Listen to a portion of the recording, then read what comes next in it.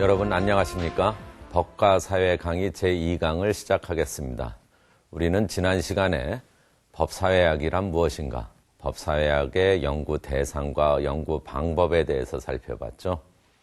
여러분들은 제1강을 통해서 법사회학이라고 하는 것의 어떤 그 전체적인 모습, 또 법사회학에 대한 어떤 처음에 이 소개감을 좀 잡으셨으리라 생각됩니다.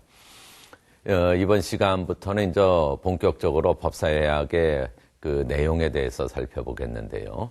이번 시간부터 세 차례에 걸쳐서는 법사회학을 바라보는 어떤 눈, 시각, 관점에 대해서 한번 살펴보려고 합니다. 그것은 우리가 지난 시간에도 한번 살펴봤지만은 그 어떤 사물이나 어떤 사건이나 이런 걸 바라볼 때 인간의 여러 가지 한계도 있을 거고 또 그것에 여러 가지 조건들도 있기 때문에 우리가 어떤 관점으로 어떤 틀로 바라보느냐에 따라서 그 사물과 사건에 대해서 파악하는 내용이 많이 달라질 수도 있을 거다 이렇게 볼 수 있겠죠. 그래서 이번 시간부터는 법사회학에서 논의되고 있는 그 기본적인 관점, 틀, 패러다임 이런 것들에 대해서 이번 시간부터 살펴보려고 합니다.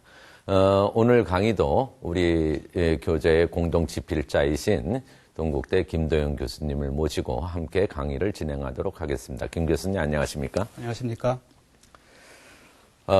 먼저 우리가 그 법사회학에서의 기본 관점, 어떤 틀, 패러다임 이런 것들을 한번 살펴본다고 할 때 여러분들이 좀 더 이해하기 쉽게는 이런 질문을 한번 염두에 두면 될 것입니다. 즉, 과연 한 사회 내에서 법이라는 것이 과연 무엇이냐? 우리가 법을 무엇을 법이라고 봐야 될 것이냐라고 하는 것입니다. 여러 생각이 드시겠죠? 그저 우리가 국회에서 만들어지고 법전에 담겨있는 그것도 법일 수도 있을 거고 사람들 사이에서 이루어진 어떤 규범과 또 그런 것들이 발현된 것이 법일 수도 있고 여러 관점에서 법을 파악할 수 있을 겁니다. 먼저 우리 교재에도 나오지만 아주 중요한 단어를 하나 설명해 드리겠습니다. 그건 패러다임이라고 하는 건데요. 패러다임은 이렇게 쓰죠.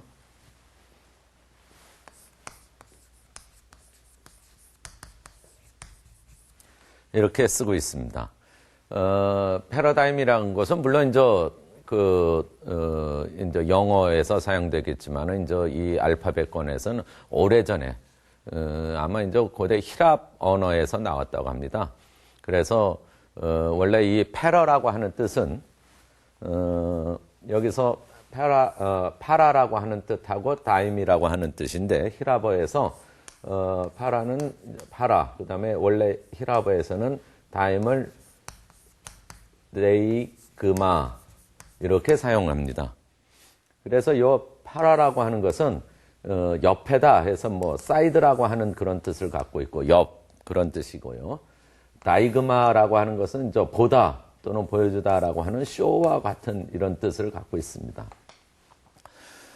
그렇다면 패러다임이라고 하는 것은 옆에서 보는 거, 또 한 거면 그 둘레에서 전체적으로 이렇게 바라보는 거, 이런 뜻이겠죠.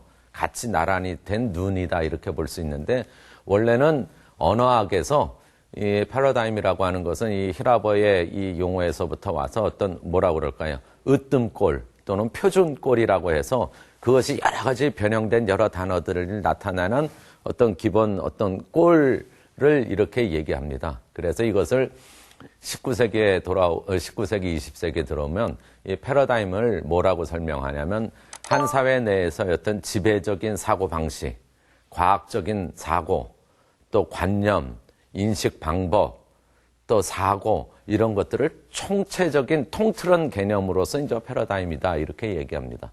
어떻습니까? 패러다임을 설명해 드렸는데 더 어려워졌죠 조금? 그러면 이제 쉽게 얘기하면 이렇습니다. 우리가 어떤 사물이나 사건을 바라볼 때 우리가 그 사물이나 사건을 파악하고자 할 때 갖고 있는 어떤 틀, 관점 이렇게 생각하면 될 거고 좀 더 쉽게 얘기하면 우리의 안경과 같은 거다 이렇게도 생각할 수도 있을 겁니다. 그래서 이 패러다임의 논의를 왜 하냐면 우리가 한 사회 내에서 법 현상, 한 사회 내에서 법이 뭐냐라고 바라볼 때도 우리가 갖고 있는 틀이나 우리가 바라보고자 하는 안경에 따라서 법을 바라보는 것이 좀 달라지겠죠. 그렇지만 어떻습니까? 우리는 가장 정확하게 법을 파악하는 안경을 갖춰야 되고 틀을 갖춰야 되는 거겠죠. 그래서 가장 정확한 어떤 틀, 이 패러다임 이런 것이 어떤 것인가 한번 견져보는 것이 이 법사의학의 패러다임이라고 하는 부분입니다.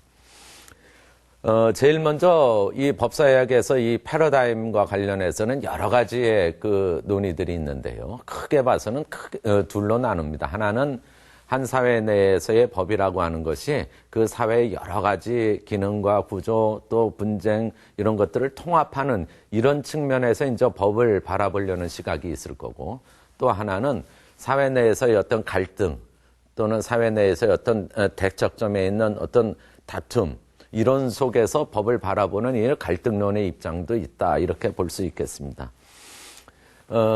김 교수님, 우리가 이번 시간부터 이제 법사의학의 패러다임에 대해서 논의할 텐데요. 예. 제일 먼저 우리가 법사의학에서 논의되는 패러다임의 큰 두 부류로서 통합론하고 갈등론을 간단히 말씀드렸습니다. 예. 이 부분에 대해서 조금 설명을 해 주시죠. 예, 그러면 조금 예를 들어서 한두 가지만 설명을 드리면은 우리 법학에 보면은 소유권이라는 게 있습니다. 이 소유권이라고 하는 것을 어떤 방식으로 바라볼 것이냐, 이것도 이제 갈등론과 통합론의 입장에서 볼 수가 있는데요. 통합론에서 본다면은 사람마다 각자의 물건 또는 뭐 토지에 대해서 소유권을 부여함으로써 그 토지나 자원이 황폐화되거나 낭비되지 않고, 그리고 결국은 사회 전체적으로 사회적 복리와 후생을 증가시키는 데 기여하도록 하는 것이 소유권이다.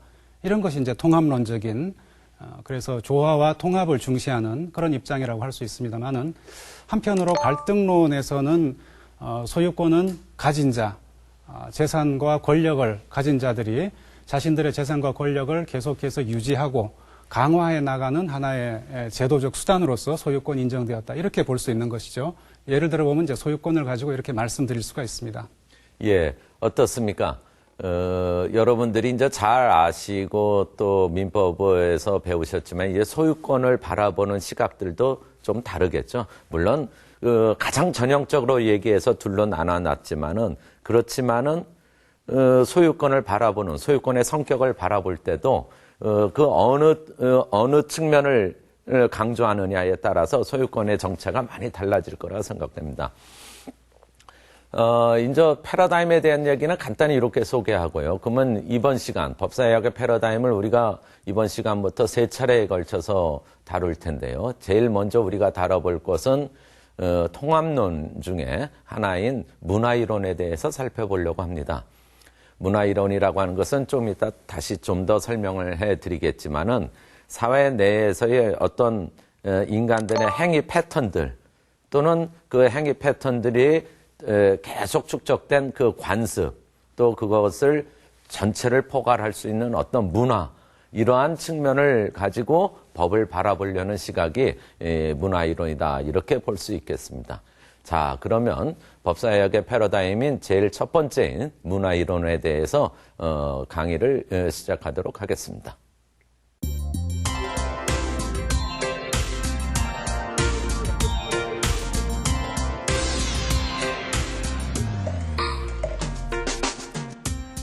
문화이론. 우리가 이 강의 모두에도 간단히 설명해 드렸지만, 문화라고 하는 것들은 굉장히 그 의미하는 폭, 또 밖의 이 외연들이 굉장히 넓죠. 우리가 일반적으로 사용되는 여러 가지의 문화들을 얘기할 수 있겠지만, 우리 법사의학에서 이제 문화다, 사회학에서 문화라고 할 때는 조금 이제 축약시켜가지고, 또 그 중에서 사람들, 인간 사회 구성원들이 삶 속에서 일정 형태에 갖고 있는 어떤 패턴들, 또 그것이 축적된 관습들, 이런 것들을 보여준 거다, 이렇게 볼 수 있겠고요. 그러면 법사의학에서 문화이론은 단적으로 무엇을 얘기하는 건가? 이것은 뭐냐면, 한 사회 내에서 법을 바라볼 때 그 법을 그 사회의 문화 또는 어떻습니까? 그 문화라고 하는 것이 워낙 폭이 넓으니까 좀 더 법학적인 측면으로 돌려서 법적인 측면으로 돌려 얘기하면 뭘까요? 관습이요. 이 관습으로부터 법을 한번 발견해보고 관습과의 법의 관계들을 좀 기본 축으로 해서 논의를 전개한다 이렇게 볼 수 있겠죠. 그래서 이제 대개 이러한 논의를 전개하는 사람들은 이제 법인류학자들 또 뭐 인류학자들이 이제 그렇게 얘기하는데 이제 교과서에도 나오지만 이제 대표적인 보하난이라고 하는 학자가 이렇게 얘기했습니다. 법이란 것이 과연 뭐냐? 법이란 문제를 다루는 특수한 사회적 기구에 의해서 재창조된 관습이다 이렇게 얘기합니다. 딱 단적으로 얘기하면 법이라는 것은 재창조된 관습이다 이렇게 얘기할 수 있다는 거죠. 여기엔 두 가지가 들어가죠. 하나는 법이란 관습이라는 거고 거기에 형용어로 재창조된 또 재발견된 재제도화된 이렇게 볼 수 있겠죠. 이것은 무슨 얘기일까요? 인간들의 행위 패턴으로 계속 반복된 그런 버릇, 관습, 이것만 가지고는 법이 아니고 어떠한 또 하나의 절차든 어떠한 단계를 넘어가야 된다는 거겠죠.